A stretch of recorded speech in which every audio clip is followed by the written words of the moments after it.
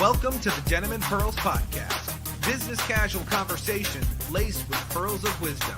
Casual, authentic, unscripted dialogue about life, work, and entrepreneurship with the perfect blend of laughter and seriousness. Pull up a chair, kick back, and lean in as we welcome your hosts, Michelle Ross and Brian Swanson. Nope, Hello. Today is just Michelle. Hello there. Hi there. And how do you do? My name is Dr. Michelle Moras, and this body walking through. I'm Brian Swanson.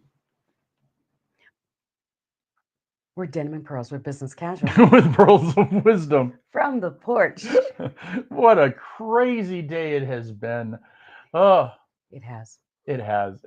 So, first of all, don't forget to like and share. Somebody might need to hear the information we're about to share. The pearls of wisdom. You never know what you're going to get from us. Nope. Because we never know what we're going to give. You ain't seen nothing yet.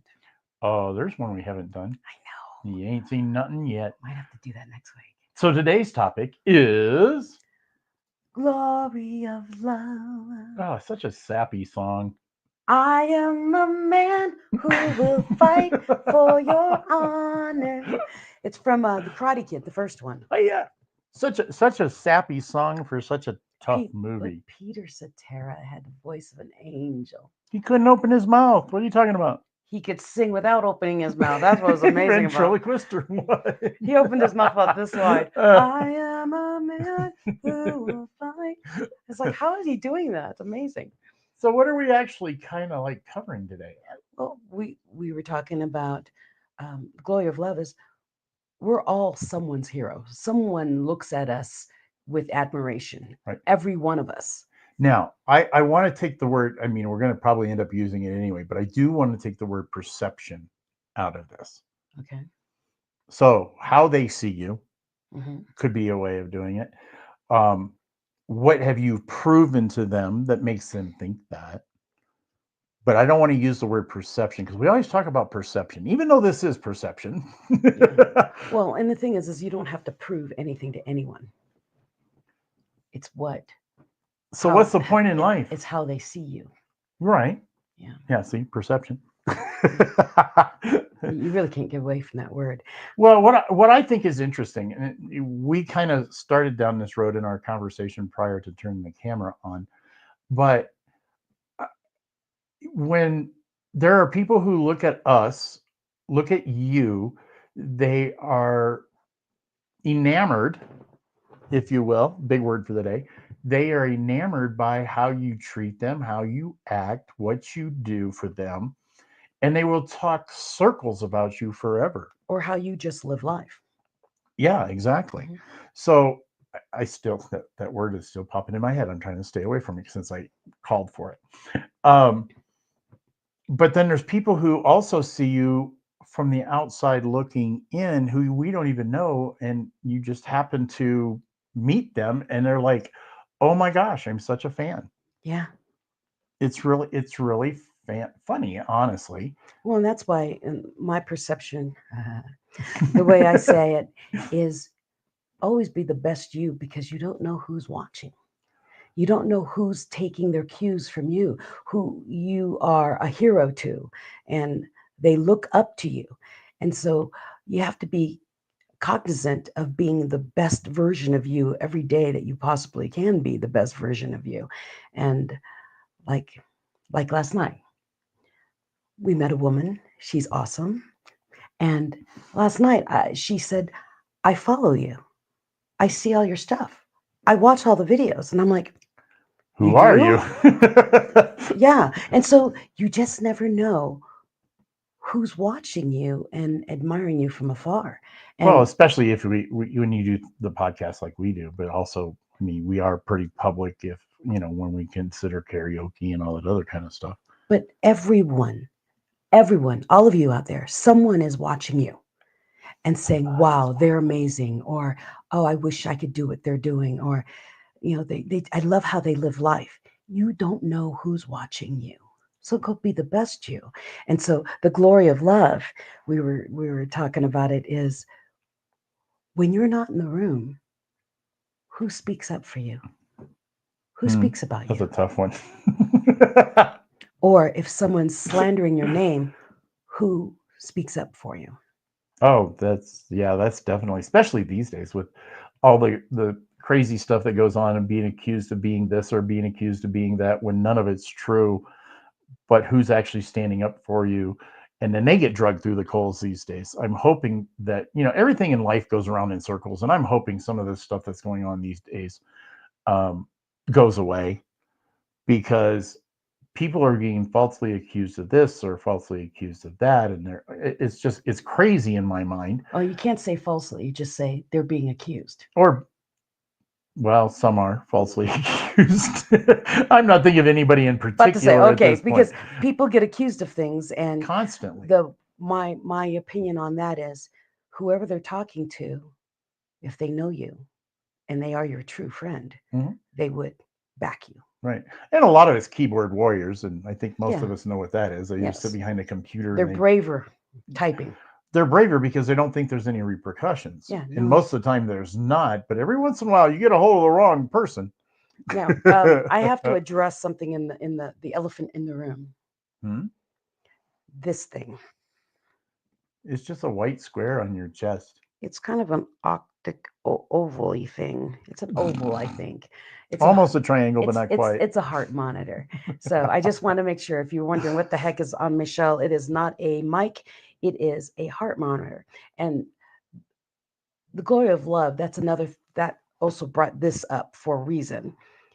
A lot of people watch me because of my resilience Mhm. and how I keep getting up. And even though I'm having heart issues right now, I'm still doing what I do, and I'm still smiling. And they do, how do you do that? How do I not?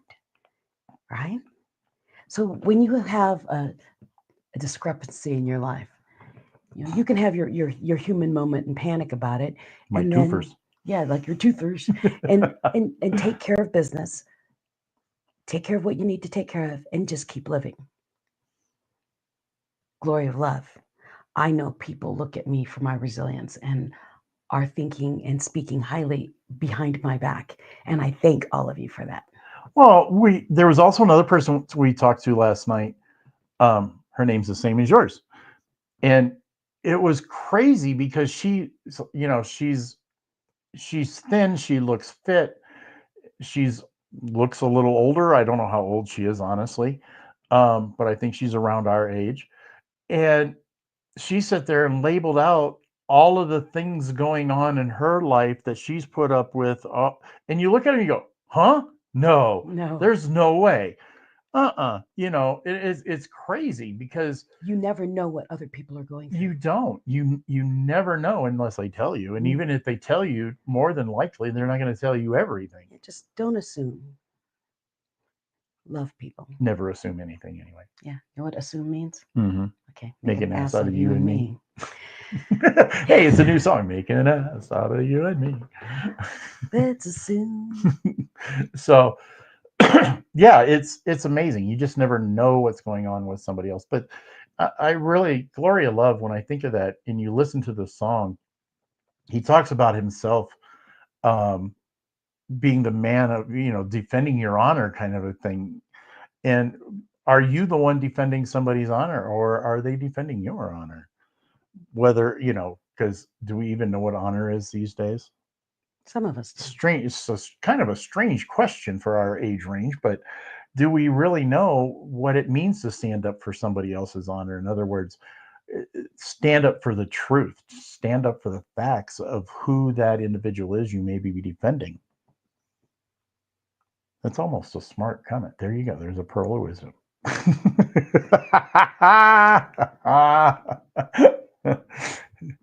So,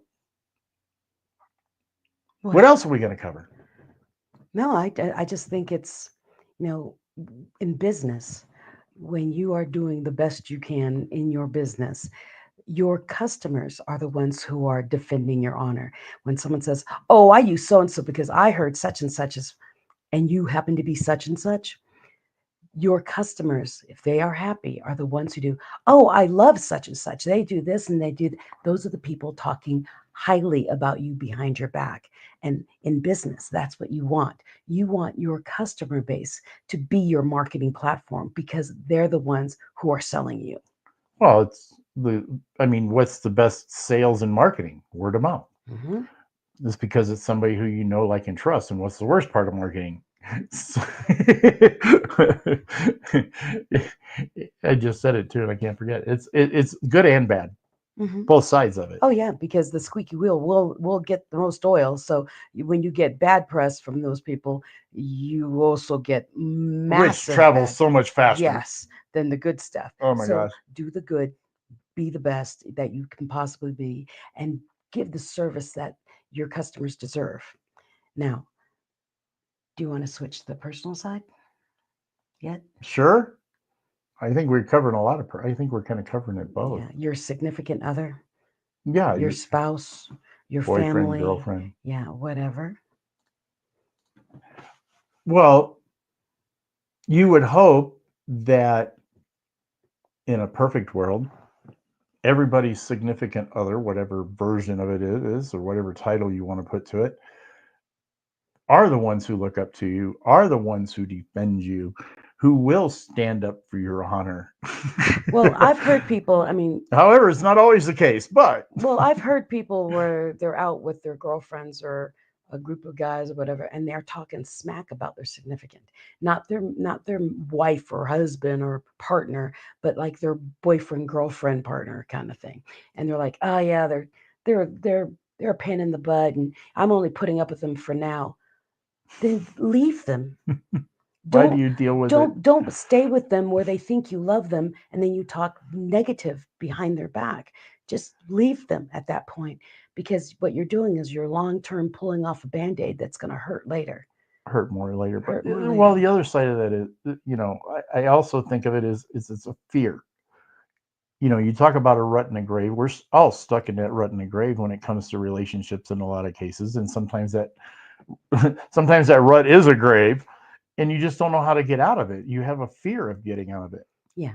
Well, I'm not talking actual bonded people, but I'm talking people who are just dating other people. They're Yeah. just seeing them and all they're doing is complaining about them. I'm like, you are not attached to them. You could go at any time.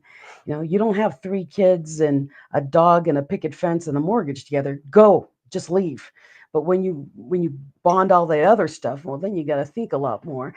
But I've seen a lot of people be with others and they complain about them. And my thought is, if you're so unhappy, let them go find someone else that will be happy with them instead. Well, sometimes also, I'm playing yeah buts here, but sometimes people, they just want to talk. Smack. They want to talk smack, or they just want to talk. They want to get it off their chest, and they'll go home and everything's perfectly fine. Then that's different. But you never know. No. Because you don't know the whole story, because you'll get a piece of something, and every once in a while it'll trigger oh, maybe that relationship is not so good. Yeah. Or actually, I was talking to my sister about this, the 80-20 rule, the Pareto rule. Have you heard of it? I know the 80-20 rule, but I'm trying to figure out where you're going with it with this. When people complain about their significant other, however level it is, they're complaining about the 20%, not the 80 of all the amazing things that they have together. Oh, he doesn't put the toilet seat down and he forgets to wash the dishes after he's done. Okay, in the big scheme of things, it's 20%. But you're letting the 20%, the stuff that annoys you because it's like a mosquito on you. It's just annoying. That 20% affects what you think about the whole picture. When actually, when you find yourself in that 20% negativity where you're picking on the little things, look at the 80 of all the amazing good. How And it many will times they were there for you Yes. when they held the door, guys, when they held the door for you. When you were sick and they were holding your hair back. I mean, whatever. And well, that's that was in my teenage years. but that's still the 80-20 rule. When you listen to people complain about their partners, however level it is, their partners, when they're complaining about the 20. And I encourage you, when they're complaining about the 20, let them complain a little bit and then say, is there any good? Mhm. And then when they start That's talking a about the daring good, question, it's a though. daring question. That can get you in trouble. If you're really good friends and they're giving you that kind of dump, then you can help Oh, as a friend to friend, yeah, Yes. that's different. I'm thinking of looking at your spouse and go, "Is there anything good about me?" They won't find it when they say that. That's what I was saying. That's where that was the track I was on. But that's the Yeah, thing dear, is there anything good about me that you like? But that 20% is what we focus on. So remember, there's 80. So I'm putting it all on you. The next time you're complaining, I want you to stop looking at the 20% and start looking at the 80 and do, is the 20% that I'm complaining about really that important in the big scheme of things? And you'll realize that there is glory in love, that there is much more to be thankful for than there is to complain about. Just the complaining stuff is fun. So let me ask you this. What? When we say glory of love, is it always just love? Glory of love? What do you mean? We say the glory of, everybody else is probably asking me the same question. What Yeah. the hell are you just saying? Well, we talk about the glory of love. Sometimes it can be just a friendship too. I mean, love to Friendship me is is a love. big thing. I don't know. Is friendship love? Yes. I would have to debate that. There are very, very many levels of love, okay? There is acquaintance love. There love for mankind, humankind. There's love for my dog and my cat and my fish. There's love for my house. There's love for my best friend. There's a love for friends I've known for 30 years, friends I've only known for 10, 4, 3 years. And then there's friendship like this. I love this guy. If anyone attacked him, I would rip them apart. And so and she has, by the way. And I have. And so my thing is there's different levels of love. So it's the glory of love, of the care, of the genuine connection. I see love as a connection. And then of course there's the romantic and the true, soulmate love kind of stuff. There's red all hearts levels. and roses and flowers and whatever. I think I triggered something. No. But I'm saying is my problem, and I don't see it as a problem, is I love everyone until they prove me to be wrong. Well, I think that's just a life goal. I mean, treat others, the golden rule, treat others like you'd like to be treated. And then when they prove you wrong, it's a whole nother story. Okay, so now debate the love thing. Well, there's a difference between love and like. However, when you add in the words the love of humanity, that takes it to, okay, generically speaking, we can use the word love. Well, my thing like is if I may love you as a person because you are a being on this planet, but I may not like you. But if I saw you in pain or on the side of the street hungry, I would help you. Okay? Even if I didn't like you, I would still help you. Why? Because I love people. It's a human being thing. Yes. At least it should be. Yes. So that's why love and like. I'm not going to take this down love and like are completely different. Yeah, I'm not going to take this down a political route, but there was the thing that somebody got beat up in a city or whatever, and there was 100 people around. One person called 911. Everybody else videotaped it? And everybody else videotaped it when the person was asking for help. Nobody stepped in to help. And at least as far as we know. I mean, we were not there present. We only see short clips of the video because apparently it was like 20 minutes and it was only like a minute worth of video. But that makes you wonder about what happened to humanity. Why didn't somebody step in? Was it because they didn't want to get involved? Is it because they didn't want to get hurt? Did they think that something else would happen to them, but they could stand there with a camera? I mean, this is taking it to a lighter level, but if you take your videotaping or recording something like that on your phone, that's not a lighter level. I think this is horrible. Well, it is. But I'm going to take it to the other side of it too. How many times do we go on a vacation, but we spend all of our time filming everything? Oh, how about people going to concerts and all you see are phones? It's so annoying. It's like, okay, I sat behind you so I could see, and then you put the phone right over your head so I see nothing. Nothing but a TV screen. Yeah. But it's not just that. It's the fact that when you're filming, you can only concentrate, technically. You can only concentrate on one thing at a time. So when you're recording something, you're concentrating on the recording. You're not concentrating on the experience.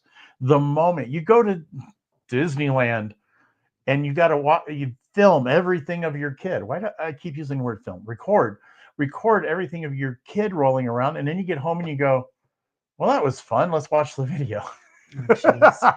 But you're not experiencing what's moment. going on. So I'm wondering, in that bad situation where we're filming somebody getting hurt, are we depending and trying to look for likes? Are we trying to look for something that might go viral? And we're not concentrating on the fact that this is a human being who's being injured. Well, that happened to us happened to me in New York. Someone I know got attacked, and thank God someone was recording the whole scene. Right. They were filming all over New York, and they happened to catch the guy running, jumping up, and punching my friend in the head, in the base of his skull, and my friend falling. He happened to catch it. And when we went to talk to the police, this person came over and says, I have the video of him doing it. And it's like, oh, thank God someone actually caught that. Right. But well, there are goods and bads to that side. Yeah. I mean, we could, and a lot of us, I mean, that's the way they solve a lot of things, is everybody was filming. Well, they do it now with Ring cameras. If you have a robber at your house, they go around the neighborhood to see who's got a camera. They go to your neighbors' houses. Did you happen to catch this van driving down the road? And who has a camera that will see that corner? You know, and they do that. Film. Well, anyways, like Glory of Love. We are so off topic right now. Well, we are and we aren't, because it's a matter of loving humanity, and that's where we went down this road a little bit, is having that respect for humanity. And that's another thing. Respect in a lot of cases has gone away. Sometimes that respect is just putting the camera down and helping. Well, here's the thing about putting down the camera and helping. And I think this is where it might have started at. You've heard about the lady who got robbed. Someone was on her roof. They fell through the skylight and they broke their back or something. And she got sued for it or whatever. And the burglar sued the homeowner for falling through her skylight when they were there to rob her, and they won. Yeah, that's been a story going around for a lot. There's been a lot of those stories, but usually it started off back in the day with somebody crawling through the window. No, but the same thing. And tripping over the electrical cord of the lamp. But what I'm trying to get at is that's why people don't help, because nowadays you can get in trouble.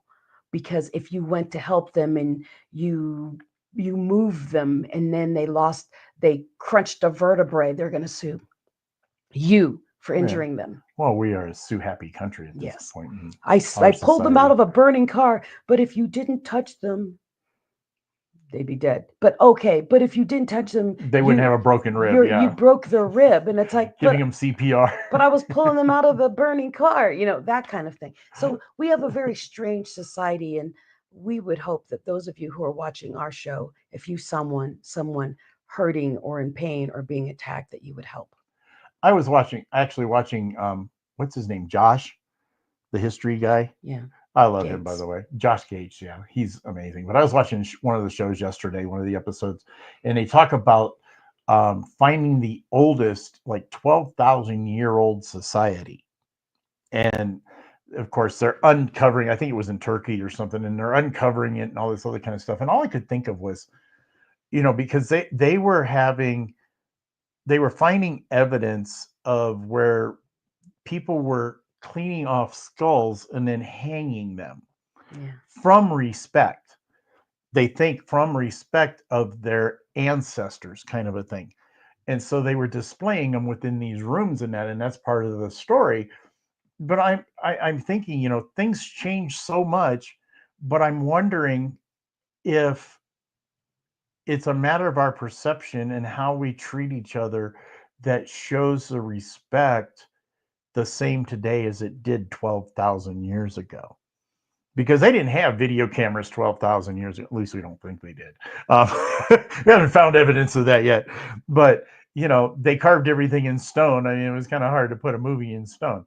But those people 12,000 years ago did not have the societal things that we have today. And so we cannot judge them on today's criteria, number one. And you could say that across the board with a lot of things. I'm not going to go down that road. I'm thinking, but there's a lot of stuff out there that we try and put today's criteria or perceptions. There's the word again. You did it twice. Yeah, we can't put today's You said it already. stuff. Yeah, Today's criteria on the past. on the past. Yeah, Yeah. can't judge people. When they didn't know. Well, a simple example I didn't even think about this until just now. You know, when I was conceived, okay, my adoption story, when I was conceived, and then I was adopted out and stuff. When we went back and did a bunch of stuff, did with my father, we did DNA testing and stuff like that. Well, why did we do that? There was a lot of questions of why. One was to prove the reason. Some of it even looked to my mother's credibility, if you will. You know, if without that proof, we couldn't have determined what we determined. However, when I was looking for mom and I was looking for dad, I was thinking about why was I giving up? What were the situations like in those days?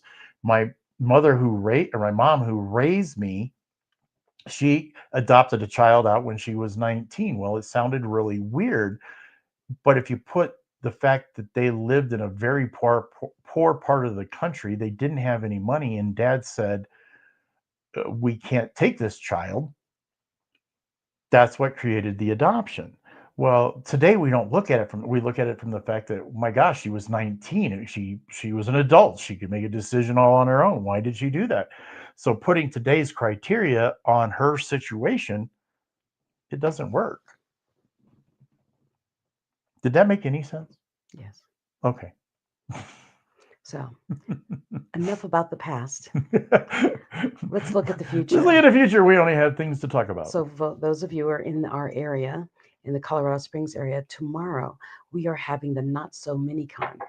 Oh, it is that time, isn't it? Yes, by Galaxy Fest. Woo-hoo! And it's tomorrow at, if you know Whirly Ball off of Academy and Palmer Park. We will be there from 11 a.m. till 4 p.m. 11 to 4. So come all out, the geek stuff. Come see us at Not So Mini-Con. Come dressed up. Come dressed up if you want. It's heroes and villains. So yes, that is our theme. I've got to think about what I'm going to be. Anyways. I know what I'll be. You. Me. I'm a good enough cosplay. Just by myself. I don't have cat ears. No Catwoman for me. Mm. Anyways, plus this probably will distract from the outfit. Well, you can always put something on over it. Yeah, paint it black. Not every cosplay is low cut. My Catwoman is. Anyway, so we'll see you tomorrow at Not So Mini-Con at Whirly Ball off of Palmer Park and Academy. From 11 to 4. And it's free. It's free. So come on. Yeah, we made a venue change. We've had a lot of changes, and this time it's free. So bring the kids, bring the wife, bring the kids, bring the brothers, bring the sisters. And you can play Whirly Ball while you're there. You can also bowl there. Right. They have a full bar. You can order food. I will say that's not free. No, that part's not. None of that stuff is free. It's cash bar, cash bowling, cash whirly ball, those kind of things. But you have access to all of that. It's all under the same roof. It's awesome. Awesome. Yep. So we'll see you there tomorrow if you're in our area, or if you're in Denver or further, drive on down. Come on down. You're the next contestant. So, Glory of Love, you are someone's hero. And someone is talking positive and wonderful things about you behind your back. So be the best version of you, unapologetically.